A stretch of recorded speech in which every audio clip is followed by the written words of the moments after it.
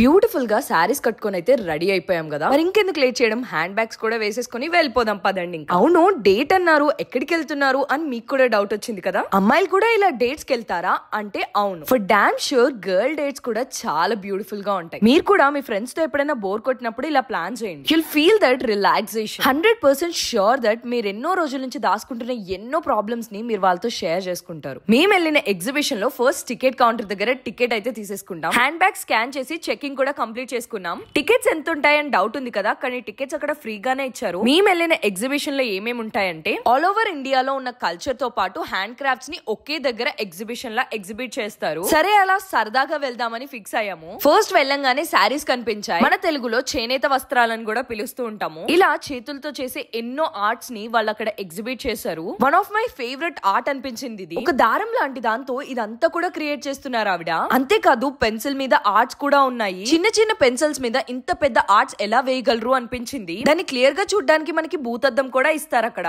ఇవన్నీ చూసిన తర్వాత అనిపించింది ఎంత గొప్ప గొప్ప ఆర్టిస్టులు ఉన్నారా బాబు అని. ఐ నో చాలా మందికి ఇవన్నీ కూడా బోర్ కొట్టచ్చు. ఇలాంటి క్రాఫ్ట్స్ మనకి నార్మల్ గా ఎక్కడైనా కనిపిస్తూ ఉంటాయి. వాటిల్లోనే మనకి క్లిప్స్ కూడా చేశారు. ఇది అరౌండ్ 100 రూపీస్ అని చెప్పారు. అండ్ సారీస్ అయితే నాకు పర్సనల్లీ చాలా బాగా నచ్చాయి. ఒకటే వీడియోలో అన్ని చూపించలేకపోతున్నా, నెక్స్ట్ వీడియోలో ఇంకా ఏం చేసామో అన్ని చూపించేస్తా.